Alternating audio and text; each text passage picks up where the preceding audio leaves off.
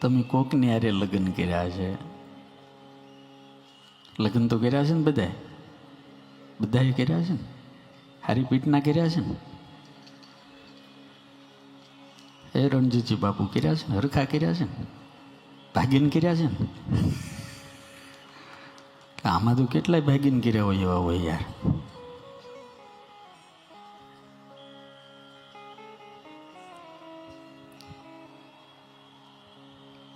Love marriage ને arrangement marriage શું કહેવાય? લવ મેરેજ અને એરેન્જ મેરેજમાં ફરક શું? તો લવ મેરેજ એટલે ડાયરેક્ટ ફાંસો ખાવો,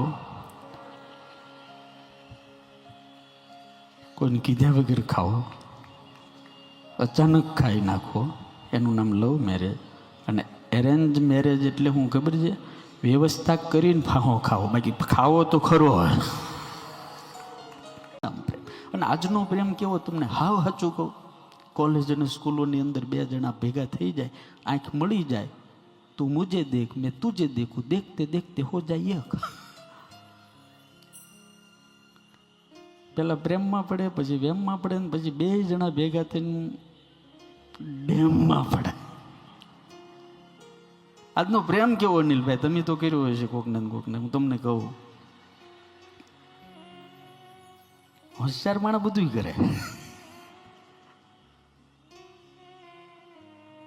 સોમવારે સામા મળ્યા, એ જુવાન ના તમે મારે હામા બેઠા ને એટલે મને મજા આવશે. આજે સોમવારે હામા મળ્યા, મંગળવારે માયા લાગી, બુધવારે બોલ્યા ચાલ્યા, અને ગુરુવારે ગમી ગયા. પાકું કરી લીજો.